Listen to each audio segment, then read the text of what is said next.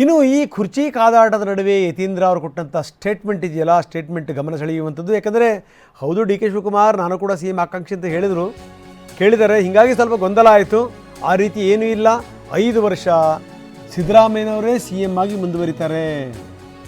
D K Shivakumar ನನಗೂ ಅವಕಾಶ ಕೊಡಿ ಅಂತ ಕೇಳಿದ್ದಾರೆ, ಆದರೆ ಸದ್ಯಕ್ಕೆ ಆ ಪರಿಸ್ಥಿತಿ ಇಲ್ಲ. ಇದು ಯತೀಂದ್ರ ಸಿದ್ದರಾಮಯ್ಯನವರ ಹೇಳಿಕೆ. ಈಗ ಕಿತ್ತಾಟ ಏನೂ ನಡೆದಿಲ್ಲ. ಡಿ ಕೆ ಶಿವಕುಮಾರ್ ಅವರು ಕೂಡ ನಾನು ಸಿ ಎಂ ಆಕಾಂಕ್ಷಿ, ನನಗೂ ಅವಕಾಶ ಕೊಡಿ ಅಂತ ಕೇಳಿದ್ದಾರೆ. ಅದಕ್ಕೆ ಹೈಕಮಾಂಡ್ ಈಗಾಗಲೇ ಸದ್ಯಕ್ಕೆ ಅಂಥ ಯಾವುದು ಪರಿಸ್ಥಿತಿ ಇಲ್ಲ, ಲೀಡರ್ಶಿಪ್ನ ಅಥವಾ ಮುಖ್ಯಮಂತ್ರಿಗಳನ್ನು ಬದಲಾವಣೆ ಮಾಡುವಂಥ ಯೋಚನೆ ಇಲ್ಲ ಅಂತ ಹೇಳಿದ್ದಾರೆ. ಸೊ ಅಲ್ಲಿಗೆ ಮುಗೀತು. ಸೊ ಹಾಗಾಗಿ ಕಿತ್ತಾಟ ಅನ್ನೋದು ಯಾವುದೂ ಇಲ್ಲ. ಅದು ಸುಮ್ಮನೆ ಪ್ರತಿಪಕ್ಷದವ್ರು ಅದನ್ನು ಹುಟ್ಟಾಕೊಂಡು ಆ ರೀತಿ ಪರ್ಸೆಪ್ಷನ್ ಕ್ರಿಯೇಟ್ ಮಾಡ್ತಾರೆ. ಈಗ ಕಿತ್ತಾಟ ಏನೂ ನಡೆದಿಲ್ಲ. ಡಿ ಕೆ ಶಿವಕುಮಾರ್ ಅವರು ಕೂಡ ನಾನು ಸಿ ಎಂ ಆಕಾಂಕ್ಷಿ, ನನಗೂ ಅವಕಾಶ ಕೊಡಿ ಅಂತ ಕೇಳಿದ್ದಾರೆ. ಅದಕ್ಕೆ ಹೈಕಮಾಂಡ್ ಈಗಾಗಲೇ ಸದ್ಯಕ್ಕೆ ಅಂಥ ಯಾವುದು ಪರಿಸ್ಥಿತಿ ಇಲ್ಲ, ಲೀಡರ್ಶಿಪ್ನ ಅಥವಾ ಮುಖ್ಯಮಂತ್ರಿಗಳನ್ನು ಬದಲಾವಣೆ ಮಾಡುವಂಥ ಯೋಚನೆ ಇಲ್ಲ ಅಂತ ಹೇಳಿದ್ದಾರೆ. ಸೊ ಅಲ್ಲಿಗೆ ಮುಗೀತು. ಸೊ ಹಾಗಾಗಿ ಕಿತ್ತಾಟ ಅನ್ನೋದು ಯಾವುದೂ ಇಲ್ಲ. ಅದು ಸುಮ್ಮನೆ ಪ್ರತಿಪಕ್ಷದವ್ರು ಅದನ್ನು ಹುಟ್ಟಾಕೊಂಡು ಆ ರೀತಿ. ಇನ್ನು ಹಿಂದೆ ಇಕ್ಬಾಲ್ ಹೇಳಿದಂಥ ಸಂದರ್ಭದಲ್ಲಿ ಇದೇ ಡಿ ಕೆ ಶಿವಕುಮಾರ್ ಅವರಿಗೆ ನೋಟಿಸ್ ಕೊಟ್ಟಿದ್ದರು. ಹಂಗಾದ್ರೆ ಈಗ ಯತೀಂದ್ರ ಅವ್ರಿಗೂ ಕೂಡ ನೋಟಿಸ್ ಕೊಡ್ತೀರಾ ಅನ್ನುವಂಥ ಪ್ರಶ್ನೆನ ಕೇಳಿದಂಥ ಸಂದರ್ಭದಲ್ಲಿ ಡಿ ಕೆ ಏನು ಉತ್ತರ ಕೊಟ್ಟರು? ಇಲ್ಲ, ಅವ್ರನ್ನ ಕರೆದು ಮಾತಾಡ್ತೀನಿ. ಇದು ಡಿ ಕೆ ಅವ್ರ ಉತ್ತರ. ನೋಟಿಸ್ ಬಗ್ಗೆ ಅವರು ಏನನ್ನೂ ಹೇಳಲಿಲ್ಲ.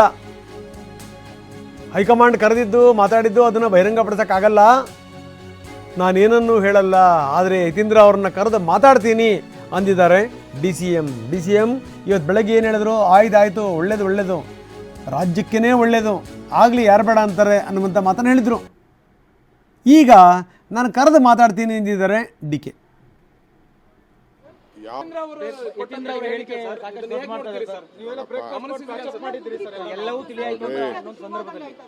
ಯಾವಾಗಲೂ ನಮ್ದು ತಿಳಿಇದೆ.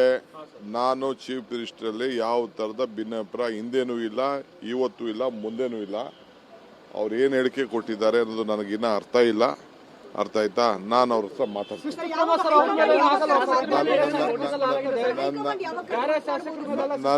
ನನಗೆ ಗೊತ್ತಿಲ್ಲ, ನಾನು ಅದೆಲ್ಲ ಹೈಕಮಾಂಡ್ ನನ್ನ ಹತ್ರ ಮಾತಾಡೋದು ಯಾವಾಗ ಕರೀತಾರೆ ಅನ್ನೋದು ನಾನು ಅದನ್ನೆಲ್ಲ ಡಿಸ್ಕ್ಲೋಸ್ ಮಾಡೋಕ್ಕಾಗಲ್ಲ. ಮಾತಾಡ್ತೀನಿ, ಖಂಡಿತ ಮಾತಾಡೋಣ.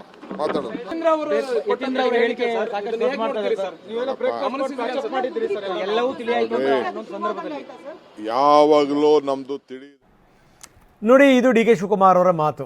ನಾನು ಏನೇನೋ ವಾದ ಕೊಟ್ಟಿದ್ರು ನನಗೆ ಅದನ್ನು ನಾನು ಹೇಳೋಕ್ಕಾಗಲ್ಲ, ಇಲ್ಲಿ ಪ್ರಶ್ನೆ ಬೇರೆ, ನನ್ನ ಮತ್ತು ಹೈಕಮಾಂಡ್ ನಡುವೆ ಅನ್ನುವಂಥ ಮಾತನ್ನು ಅವರು ಹೇಳ್ತಾರೆ. ಜೊತೆಗೇನು ಅಂದರೆ ಯತೀಂದ್ರ ಅವ್ರನ್ನ ಕರೆದು ಮಾತಾಡ್ತೀನಿ ಅಂತ. ಆದರೆ ಯತೀಂದ್ರ ತಮ್ಮ ಮಾತಿಗೆ ಬದ್ಧರಾಗಿದ್ದಾರೆ, ತಮ್ಮ ಮಾತನ್ನು ಪುನರುಚ್ಚಾರ ಮಾಡಿದ್ದಾರೆ. ನಾನು ಹೇಳಿದ್ದು, ನನ್ನ ಹೇಳಿಕೆಯನ್ನು ಯಾರು ಬೇಕಾದರೂ ಏನು ಬೇಕಾದರೂ ಹೇಳಲಿ, ಆದರೆ ನನ್ನ ಹೇಳಿಕೆಗೆ ನಾನು ಬದ್ಧನಾಗಿದ್ದೀನಿ. ಇದು ನಿನ್ನೆನೆ ನಾನು ಎಲ್ಲಾನು ಏನ್ ಹೇಳ್ಬೇಕು ಹೇಳಿದೀನಿ. ಮತ್ತೆ ಆ ವಿಷಯದಲ್ಲಿ ಮಾತಾಡೋದೇನು? ಪ್ರತಿಕ್ರಿಯೆ ಬರುತ್ತೆ, ಅಲ್ಲ, ಪ್ರತಿ ಬಾರಿ ಪ್ರತಿಯೊಬ್ರು ಏನಾದ್ರು ಹೇಳಿದಕ್ಕೆಲ್ಲ ನಾ ಪ್ರತಿಕ್ರಿಯೆ ಮಾಡ್ಕೊಂಡು ಕೂತ್ಕೊಳ್ಳೋದಕ್ಕಾಗಲ್ಲ. ಏನ್ ಹೇಳ್ಬೇಕು, ಏನಾದ್ರು ಯಾರು ಏನಾದ್ರು ಹೇಳಿ, ಯಾರು ಏನಾದ್ರು ಹೇಳಿ, ನಾನು ಹೇಳ್ಬೇಕಾಗಿ ನಾನು ಹೇಳಾಗಿದೆ. ಮತ್ತಿನ್ಯಾರಿಗೂ ಪ್ರತಿಕ್ರಿಯೆ. ಸರ್, ಇವತ್ತಿನ CLP ನಾವು ಇದನ್ನ ಪ್ರಸ್ತಾಪ ಮಾಡ್ತೀವಿ, ಯಾರಾದ್ರೂ ಅಷ್ಟೇ MLC ಗಳ ಮಾತಿಗೆ ಯಾಕೆ ಇಷ್ಟೊಂದು ಗಂಭೀರವಾಗಿ ತಗೋಬೇಕು ಅಂತ ಅವ್ರು ಹೇಳ್ತಿರೋದು. ಆಯ್ತು, ಮಾತಾಡ್ಲಿ ಬಿಡಿ. ಅದಕ್ಕೆ ತಾವು ಇದನ್ನ ಯಾವ ರೀತಿ ನೋಡಿ? ಹೇಳಿದ್ನಲ್ಲ, ಏನ್ ಹೇಳ್ಬೇಕಾಗಿದೆ ಅದು ಹೇಳಾಗಿದೆ. ನಾ ಮತ್ತೆ ಯಾವುದಕ್ಕೂ ಪ್ರತಿಕ್ರಿಯೆ ಮಾಡೋದಿಲ್ಲ. ಸೊ ಇಷ್ಟೆಲ್ಲ ಆದಮೇಲೆ ಡಾಕ್ಟರ್ ಯತೀಂದ್ರ ಅವ್ರನ್ನ, ಅಂದರೆ ತಮ್ಮ ಪುತ್ರನನ್ನು ಕರೆದು ಮುಖ್ಯಮಂತ್ರಿಗಳು ಮಾತಾಡಿದಾರಂತೆ. ಈ ರೀತಿ ಸ್ಟೇಟ್ಮೆಂಟ್ಗಳನ್ನೆಲ್ಲ ಕೊಡಬಾರದು ಅಂತ ಅವ್ರಿಗೆ ಬುದ್ಧಿವಾದ ಕೂಡ ಹೇಳಿದಾರಂತೆ. ನೋಡಿ, ಇಷ್ಟೆಲ್ಲ ಹೇಳಾದ್ಮೇಲೂ ಕೂಡ ಯತೀಂದ್ರ ಹೇಳಿದ್ದೇನು ಅಂದ್ರೆ, ನಾನು ಹೇಳಬೇಕಾದ್ದನ್ನು ಹೇಳಿದ್ದೀನಿ, ಯಾರು ಏನಾದರೂ ಅಂದ್ಕೊಳ್ಳಿ, ಆದರೆ CM ಯಾವುದೇ ಕಾರಣಕ್ಕೂ ಅನಗತ್ಯ ಹೇಳಿಕೆ ಕೊಡಬೇಡಿ ಅಂತ ಯತೀಂದ್ರಗೆ ಬುದ್ಧಿವಾದ ಹೇಳಿದಾರಂತೆ. ಹೀಗಾಗಿ ಇವತ್ತು ಯತೀಂದ್ರ ಏನನ್ನೂ ಕೂಡ ಮಾತಾಡಿಲ್ಲ. ಯಾಕಂದರೆ ಈ ರೀತಿ ಸ್ಟೇಟ್ಮೆಂಟ್ಗಳು ಯಾವ ಪರಿಣಾಮ ಉಂಟು ಮಾಡುತ್ತೆ ಅಂತ ಗೊತ್ತಿದ್ದು ಕೂಡ ನಾಯಕರುಗಳು ಮಾತಾಡ್ತಾರೆ ಅಂತಂದ್ರೆ ಏನು ಅರ್ಥ ಇದು?